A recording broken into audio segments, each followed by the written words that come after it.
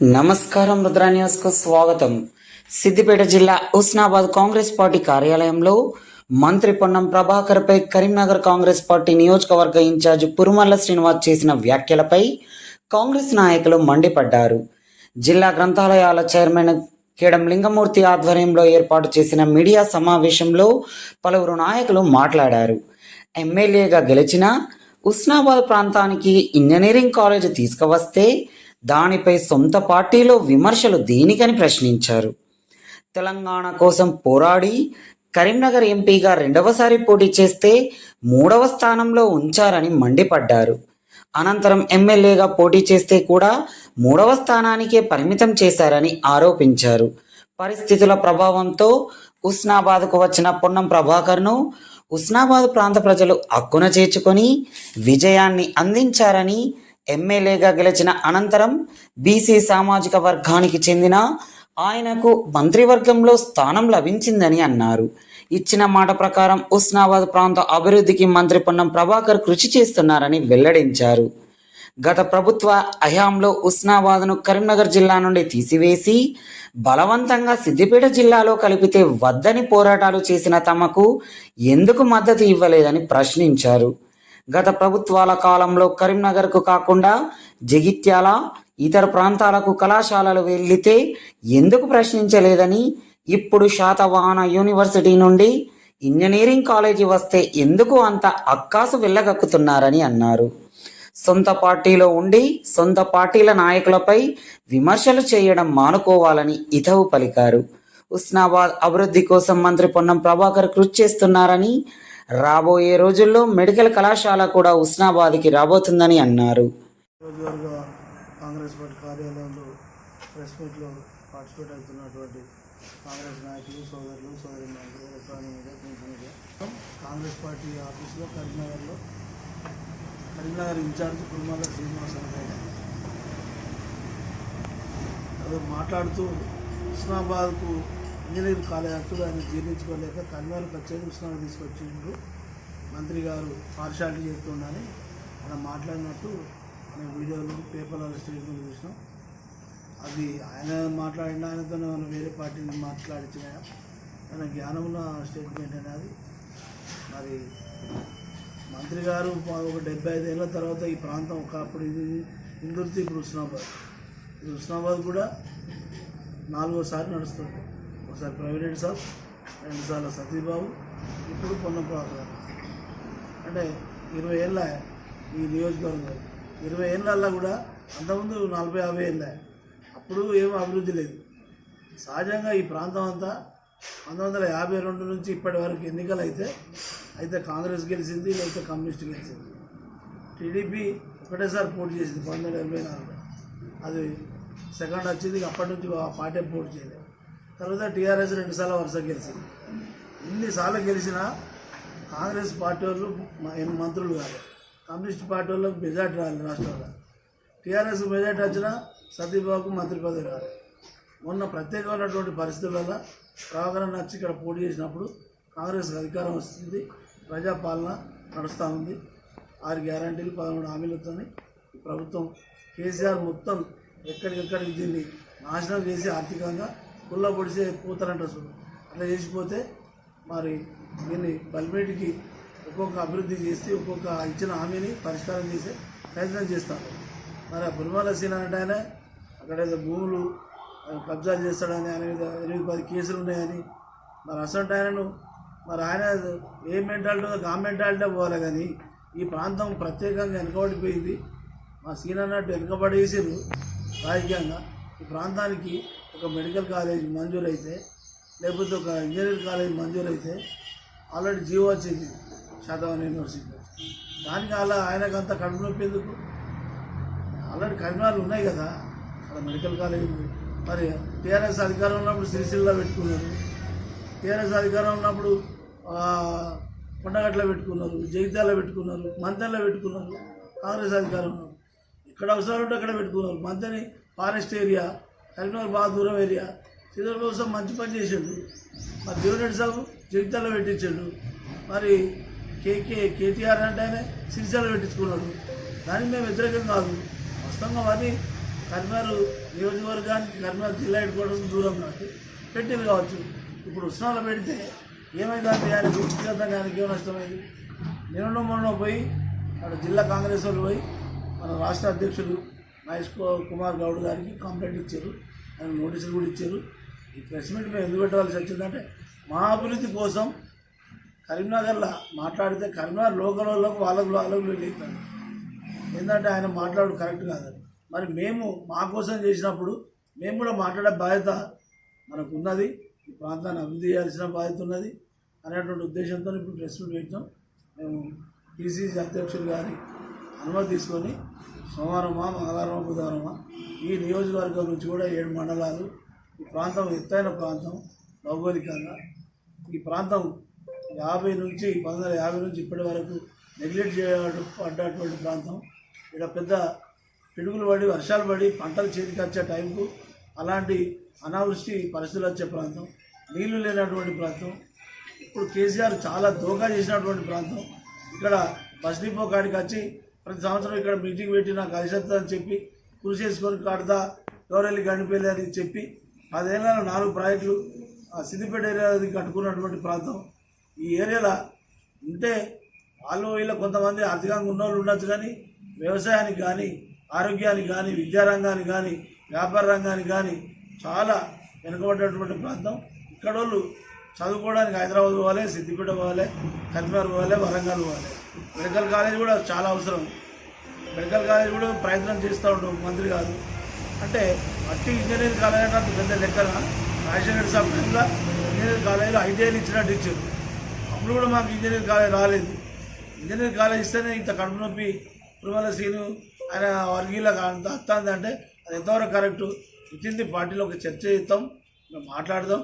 అవసరమైతే రాహుల్ గాంధీ గారికి కూడా దీని మీద డీటెయిల్గా మల్లికార్జున ఖార్గే గారికి కూడా దీని మీద కంప్లైంట్ చేస్తాం. మరి ఆయన మీద చర్యలు తీసుకునేదాకా మా ప్రాంతాన్ని అభివృద్ధి చేస్తే ఆయనకి ఏం కడుపు నొప్పి అవుతుంది దీని మీద ఆయన చెప్పాలి ఓపెన్గా. ఆయన మీద యాక్షన్ తీసుకోవాలి, డిసిప్లినరీ యాక్షన్. క్రమశిక్షణ సంఘం ఏదైతే కాంగ్రెస్ పార్టీ ఉన్నదో వాళ్ళు ఆయన మీద యాక్షన్ తీసుకొని ఆయన సస్పెండ్ చేస్తారా, రిమూవ్ ఫ్రమ్ సర్వీస్ పార్టీ చేస్తాడా? ఆయన చేసిన సేవలైంది పార్టీకి? ఆయన జెండా పట్టుకున్నాడా? ఏ పరిస్థితుల్లో టికెట్ ఇచ్చారో మరి టికెట్ ఇచ్చినప్పుడు ఆయన క్రమశిక్షణ ఉండాలి కదా. ఇలా కాంగ్రెస్ పార్టీలో సామాన్యులు కూడా ఎంత తిప్పలు పడతారు. రాహుల్ గాంధీ ఎంత యాత్రలు చేస్తాడు, ఎంత వేల మంది జెండాలు మోస్తారు. ఇలా బీజేపీని ఎంత దోకా చేస్తారు దేశంలో. మరి ఈ పరిస్థితులలో ఈ పురువల్ల సీనంటే ఆయన ఇట్లా చేయడం అనేది కరెక్ట్ కాదు. ఆయన మీద మేము కంప్లైంట్ చేసడానికి రెడీగా ఉన్న ఈ ప్రాంతంలో అంతా బాధపడతాం అనేటువంటి విషయాన్ని ప్రపంచానికి తెలవాలి. ప్రెస్ ఎలక్ట్రానిక్ మీడియా ద్వారాని ఈ కార్యక్రమం పెట్టాం కాబట్టి మీ అందరికీ మీది కూడా దీనిలో సమస్య ఉన్నది.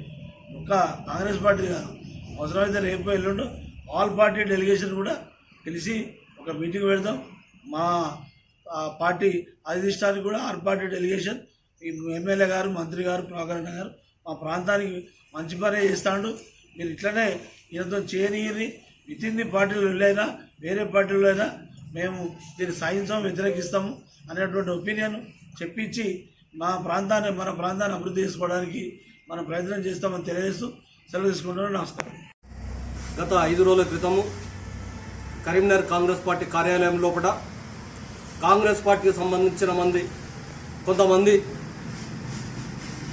లీడర్లు పొన్నం ప్రభాకర్ గారి మీద హుస్నాబాద్కు ఇంజనీరింగ్ కాలేజ్ తీసుకుపోతున్నటువంటి ఒక ఆలోచనతోని ఇది మంచి పద్ధతి కాదు అని చెప్పి ఏదైతే కుట్ర పన్నుతున్నారో ఆ కుట్రకు వ్యతిరేకంగా, అటువంటి విమర్శలకు వ్యతిరేకంగా మేము దాన్ని ఖండించుకుంటూ ఈరోజు హుస్నాబాద్ కాంగ్రెస్ పార్టీ కార్యాలయంలో దాన్ని మేము తీవ్రంగా మా హుస్నాబాద్ కాంగ్రెస్ పార్టీ పక్షాన ఖండిస్తూ ఉన్నాం. 15వ లోకసభలో మన తెలంగాణ పార్టీ అప్పుడు కొత్తగా ఆవిర్భవిస్తున్నప్పుడు తెలంగాణ రాష్ట్రం ఆవిర్భవిస్తున్నటువంటి సందర్భంలో కూడా పెప్పర్ స్ప్రేకు గురై తెలంగాణ రాష్ట్రం ఆవిర్భవించడానికి ముఖ్య కారకుడైనటువంటి అప్పుడున్నటువంటి మన పార్లమెంటు సభ్యులు పొన్నం ప్రభాకర్ గౌడ్ గారు తర్వాత వచ్చినటువంటి పార్లమెంట్ ఎన్నికలలో ఒక 3వ స్థాయికి మీరు తీసుకుపోయారు.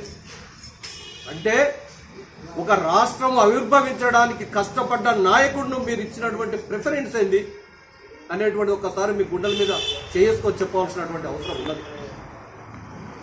కరీంనగర్కు మెడికల్ కాలేజ్ కావాలి. మెడికల్ కాలేజ్ అయితే హాస్పిటల్ అభివృద్ధి అవుతుంది.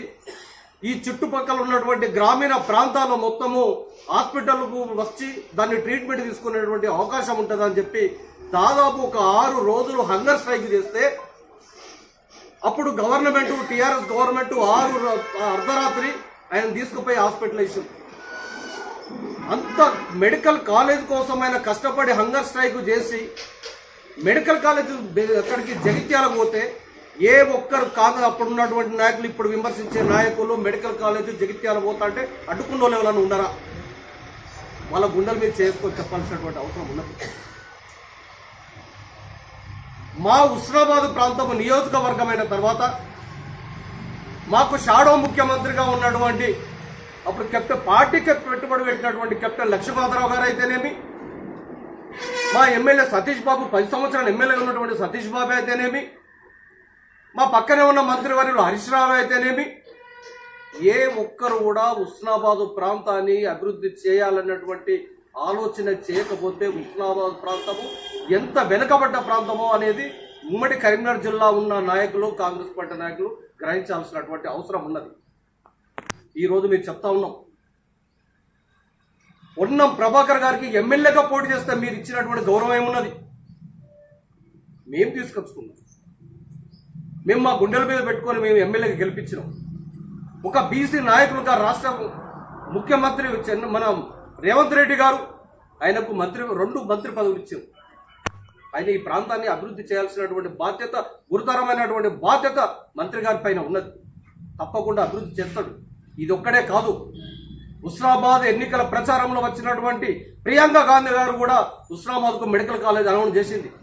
మెడికల్ కాలేజ్ కూడా హుస్నాబాద్ ప్రాంతానికి తీసుకొచ్చేటువంటి అవసరం, దానికి సంబంధించినటువంటి మంత్రిగా భుజస్కంధాల మీద ఉన్నది. అది కూడా రావాల్సినటువంటి అవసరం ఉన్నది. ఏదైతే హుస్నాబాద్ ప్రాంతం సిద్దిపేటలో కలిసినప్పుడు మేము ఇక్కడ ఈ ప్రాంతం ఉన్నటువంటి నాయకులు 6 రోజులు మేము హంగర్ స్ట్రైక్ చేసినాం. ఏ ఒక్క రోజైనా హుస్నాబాద్ కరీంనగర్లో ఉండాలి అని చెప్పి మీరు ఎవరైనా హుస్నాబాద్కి వచ్చి వాళ్ళకి మద్దతు తెలిపినరా? మేము మాట్లాడుతూ ఉన్నాం. మా ప్రాంతం సిద్దిపేట ప్రాంతానికి పోతా ఉంటే, సిద్దిపేట జిల్లా పోతా ఉంటే మేము ఎంత బాధపడ్డాం మీకు సంగతి తెలుసా? మీకు ఎందుకు మా హుస్నాబాద్ ప్రాంతం మీకు రావాలని మీరు కోరుకోలేదు? ఇవాళ మా ప్రాంతానికి అభివృద్ధి చెందుతూ ఉంటే అక్కడికి పోతుందని చెప్పి మీరు ఎట్లా మాట్లాడుతూ ఉన్నారు? కరీంనగర్ శాతవాహన కాలేజీ పేరు మీద మాకేమన్నా హుస్నాబాద్ ఇంజనీరింగ్ కాలేజ్ వచ్చిందా? కరీంనగర్ ప్రాపర్ లోపల ఇంజనీరింగ్ కాలేజ్ పెట్టిన బాపత్తో ఒకటి కొండగట్టుకుపోతుంది, ఒకటి మంతర్ పోతుంది. కరీంనగర్ ఎస్టాబ్లిష్ చేయాలన్నటువంటి కాలేజ్. మరి అప్పుడు మీరు వ్యతిరేకించలేదండి? హుస్నాబాద్కే రావాలని చెప్పిన దాని మీద మీరెందుకు మాట్లాడుతూ ఉన్నారు? మీరెందుకు భుజాలు చరుచుకుంటా ఉన్నారు? వ్యక్తిగత కక్షలా, లేకపోతే అభివృద్ధిని మీరు కాంక్షిస్తలేరా? ఇప్పుడు మీ విషయం ప్రెస్ మీట్ పెట్టుడు కూడా మాకు కూడా సిగ్గుచేటుగా ఉన్నది. విత్ ఇన్ ద పార్టీలు మనం విమర్శించుకోవడం మంచిది కాదు. ఏడాదిని అర్థమైంది ఇప్పటికీ. ఇంకా ఎంతో ఇప్పుడు మన మీద ఉజ్వల భవిష్యత్తు ఉంది రాష్ట్రానికి.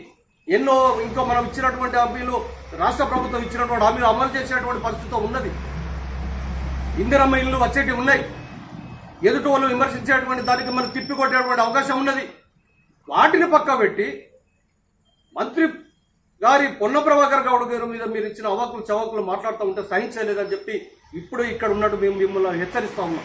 మనంతా సోదర భావంతో కలిసిమెలిసి ఉండాల్సినటువంటి అవసరం ఉన్నది.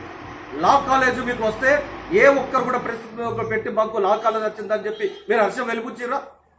ఇదేనా మీ విజ్ఞత? అందుకే మేము చెప్తా ఉన్నాం, ఇంకొకసారి హుస్నాబాద్ వైపు చూసినా, మీకు సిగ్గు శరం ఉంటే మాత్రం హుస్నాబాద్కు మంత్రి దగ్గరకు వచ్చినా ఇది ఒక వార్నింగ్ ఇస్తా ఉన్నాం. ఇంకొకసారి ఏ నాయకుడైనా కాంగ్రెస్ పార్టీ హుస్నాబాద్ రావు పోతే మీరు హైదరాబాద్ ఓటు. ఇది కూడా మీకు హెచ్చరిస్తానని చెప్పుకుంటూ నేను ముగించుకుంటే ఇంకోసారి ఇటువంటి చేయొద్దని చెప్పి కోరుకుంటాను. గత 4 రోజుల క్రితం కరీంనగర్ కాంగ్రెస్ పార్టీ కార్యాలయంలో జరిగినటువంటి ఆ యొక్క సమావేశంలో పార్టీకి సంబంధించినటువంటి కాంగ్రెస్ నాయకుడు హుస్నాబాద్ మీద మాట్లాడినటువంటి ఇంజనీరింగ్ కాలేజ్ విషయంపై మేము ఈ యొక్క హుస్నాబాద్ నియోజకవర్గ పార్టీ కార్యకర్తలు మరియు నాయకులను తీవ్రంగా ఖండిస్తున్నాం. ఏ ఆకాంక్షలతోనైతే తెలంగాణ రాష్ట్రం ఏర్పడిందో నీళ్లు నిధులు నియామకాలతో పాటు ఈ కాంగ్రెస్ ప్రభుత్వం ప్రతి సామాజిక భౌగోళిక మరియు విద్య వైద్యపరంగా అభివృద్ధి చెందేటువంటి ఒక లక్ష్యంతో ముందుకు సాగుతుందో అదే క్రమంలో ఒక విద్యార్థి దశ నుండి అనేకమైనటువంటి పోరాటాలు చేసి తన జీవితాన్నే పార్టీకి అంకితం చేసినటువంటి ఈ హుస్నాబాద్ స్థానిక శాసనసభ్యులు రాష్ట్ర రవాణా మరియు బీసీ సంక్షేమ శాఖ మంత్రులు గౌరవనీయులు శ్రీ పొన్నం ప్రభాకర్ గౌడ్ గారి మీద అవాకులు చెవాకులు పెరగడం అనేది చాలా దుర్మార్గమైనటువంటి పని. దీన్ని మేము తీవ్రంగా ఖండిస్తూ ఒక విషయం మీద చర్చ మరియు వ్యతిరేకంగా మాట్లాడాలంటే దాని మీద పూర్తి పట్టు ఉండాలి, పూర్తి అవగాహన ఉండాలి. అటువంటి అవగాహన లేకుండా ఈర్ష్యతోటి ద్వేషంతో వ్యక్తిగతమైనటువంటి కక్షలతోటి ఒక వ్యక్తిని అబాస్పాలు చేయడం అనేటువంటిది అది వ్యక్తిగతంగా కూడా అతనికి తీవ్ర నష్టంగా మేము భావిస్తున్నాం. ఎందుకంటే ముఖ్య విషయం ఏమిటంటే హుస్నాబాదు వెనుకబడినటువంటి ప్రాంతము, వెనుకబడేసినటువంటి ప్రాంతం. మా అదృష్టమో దురదృష్టమో కానీ ఇక్కడ గత 60 సంవత్సరాల నుండి ప్రజాప్రతినిధులను ఎన్నుకున్నా కూడా నామమాత్రమైనటువంటి ఒక నాయకత్వమే తప్ప రాష్ట్రంలో ఒక ప్రత్యేకమైనటువంటి ఒక నాయకత్వం కానీ మరియు దిశను నిర్దేశించేటువంటి ఒక నాయకత్వం కానీ ఇక్కడ మాకు కనబడుతుంది. మా అదృష్టం కొద్దీ ఇక్కడ ఇప్పుడు వచ్చినటువంటి పొన్నం ప్రభాకర్ గౌడ్ గారు రాష్ట్ర రవాణా మరియు బీసీ సంక్షేమ శాఖ మంత్రులు అహర్నిశలు 24 గంటలు అభివృద్ధి కోసం పాట పడుతూ ఈ హుస్నాబాద్ను అభివృద్ధి మార్గంలో తీసుకువచ్చినటువంటి సందర్భంలో ఈర్ష్యతోటి మాట్లాడడం మాత్రం ఇది దుర్మార్గమైనటువంటి చర్యగా మేము భావిస్తున్నాం. ఉదాహరణకు వైద్య విద్య మరియు రోడ్డు ఇటువంటి యొక్క ముఖ్యమైనటువంటి ఒక అంశాలను తీసుకొని ఎక్కడైతే కష్టాలు ఉన్నాయో కన్నీళ్ళు ఉన్నాయో తోడవడానికి అహర్నిశలు కష్టపడుతున్నటువంటి ఈ యొక్క మంత్రి గారి మీద ఈ విధంగా మాట్లాడడం చాలా దుర్మార్గమైనటువంటి పని. ఇక ఇంజనీరింగ్ కాలేజ్ గురించి వస్తే మీరు అన్నారు కరీంనగర్కు వచ్చినటువంటి ఇంజనీరింగ్ కాలేజీని హుస్నాబాద్కు తీసుకుపోయాడు ఒక సీనియర్ నాయకుడు అని చెప్పారు. ఒకసారి మీరు నిజంగా జ్ఞానం ఉంటే బుద్ధి ఉంటే గత చరిత్రను మీరు మననం చేసుకుంటే ఒకసారి నేను చెప్తా వినండి.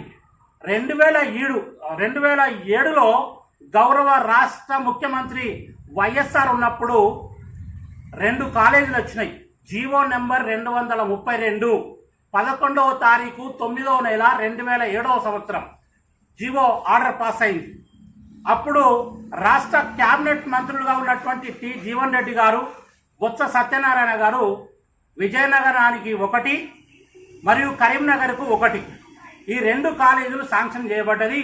ఒకటి విజయనగరంలో కట్టాలని, రెండవది కరీంనగర్ స్థానికంగా కట్టాలని చెప్పారు. అది కట్టకుండా జగిత్యాలలో కొండగట్టు ప్రాంతంలో నాచుపల్లి అంటే ఇప్పుడు మనం ప్రయాణం చేస్తే కరీంనగర్ నుండి ప్రారంభం చేస్తే కరెక్ట్ 53 నిమిషాలు పడుతుంది. అక్కడ ప్రాంతంలో మీరు ఇంజనీరింగ్ తీసుకువెళ్లారు. అప్పుడు ఉమ్మడి కరీంనగర్ జిల్లాలోనే హుస్నాబాద్ ఉంది. మేము వ్యతిరేకించలేదు. అప్పుడు విద్య వైద్యంగా ఆరోగ్యపరంగా స్థానికంగా అనేక కష్టాలు ఉన్నటువంటి ప్రాంతము హుస్నాబాద్ ప్రాంతము. అటువంటి వెనుకబడినటువంటి ప్రాంతం హుస్నాబాద్ ప్రాంతము. మేము వ్యతిరేకించలేదు. ఎక్కడైనా కూడా అభివృద్ధి చెందాలనేటువంటి ఆకాంక్షతో ఉన్నటువంటి ప్రాంతవాసులం కాబట్టి మేము వ్యతిరేకించలేదు. 2010 సంవత్సరంలో అప్పుడు మంత్రి అయినటువంటి శ్రీధర్ బాబు గారు కూడా జేఎన్టీ పరిధిలో ఇంజనీరింగ్ కాలేజ్ తీసుకువెళ్ళిండు. అది కరీంనగర్కు సంబంధించినటువంటి స్థానికంగా కట్టవలసినటువంటి ఇంజనీరింగ్ కాలేజే. కానీ ఆయన యొక్క విశేషాధికారాలు తీసుకొని మంత్రిని తీసుకుపోయాడు. అయినా మేము వ్యతిరేకించలేదు. ఇంకొక విషయం, కేటీఆర్ గారు కూడా ఇప్పుడు ఉన్నటువంటి అగ్రహారంలో పాలిటెక్నిక్ కాలేజీలో ఇంజనీరింగ్ కాలేజీ తీసుకువెళ్ళిండు. కరీంనగర్కు సంబంధించినటువంటి ఆ కాపీ నా దగ్గర ఉంది. అయినా మేము వ్యతిరేకించలేదు.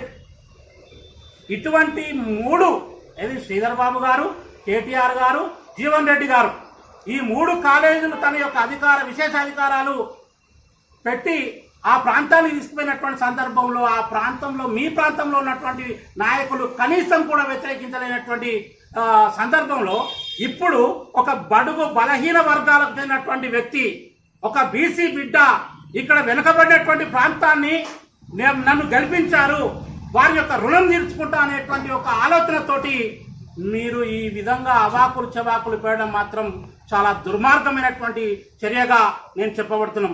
నిజంగా ప్రతిపక్షాలు మాట్లాడితే ఓ రీతిగా ఉండేది, పార్టీలో ఉన్నటువంటి వ్యక్తిగా నువ్వు మాట్లాడడం అనేటువంటిది అసలు ఒక చరిత్ర తిరిగేస్తే చెదలు కూడా సిగ్గుపడేటువంటి సందర్భం కనబడుతుంది. ఇంకొకటి విమర్శన చేసిండు.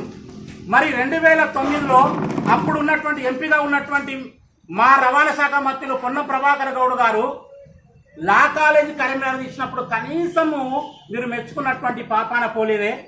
అంటే ఎంత ఈర్షాద్వేషంతో మీ మంత్రులు పెట్టుకున్నారు.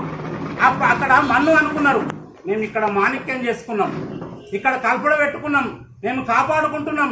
ఇప్పుడే కాదు, ఇంకా 10 సంవత్సరాల పాటు కూడా కడుపులు పెట్టుకుంటాం, కాపాడుకుంటాం, మా ప్రాంతాన్ని అభివృద్ధి చేసేటువంటి ప్రయత్నం చేసుకుంటాం. ఇటువంటి మీ ప్రాంతాన్ని మేము తీసుకొచ్చుకున్నాం. ఇగో ఇక్కడ ఉన్నటువంటి ఒక జీవో ప్రకారం ఇక్కడ కల్పడ పెట్టుకున్నాం, మేము కాపాడుకుంటున్నాం.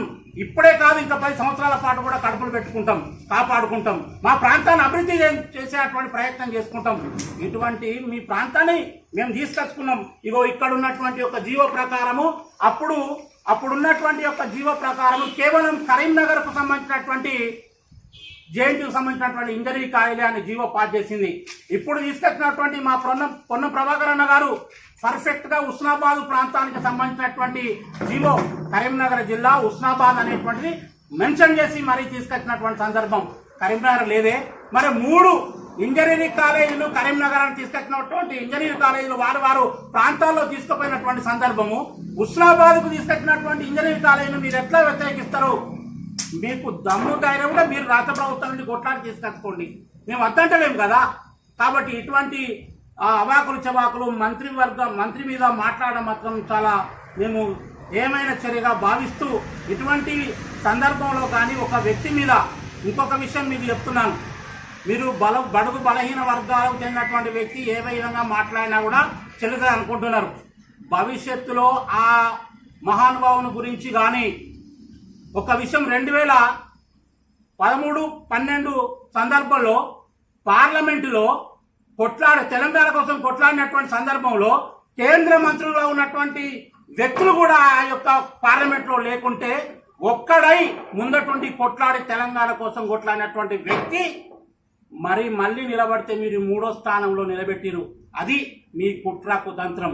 కాబట్టి మేము ఒక్కడేసారి ఉస్నాబాద్ ప్రాంతవాసులుగా మేమందరం మిమ్మల్ని హెచ్చరిస్తున్నాం, మీరు అభివృద్ధి చెందండి, మా ప్రాంతాన్ని మేము అభివృద్ధి చెందించేటువంటి ఒక ప్రయత్నంలో మేము రాష్ట్ర రవాణా మరియు మంత్రి గారిని ఏ విధంగా మేము సేవ చేసుకుంటూ అభివృద్ధి పదంలో తీసుకుపోయే ప్రయత్నం చేస్తాం. తప్పనిసరిగా ఆ మార్గంలోనే ఆ మంత్రి గారి యొక్క వెన్నంటి ఉండేటువంటి సందర్భాన్ని గుర్తు చేస్తూ ఈ అవకాశం ఇచ్చినటువంటి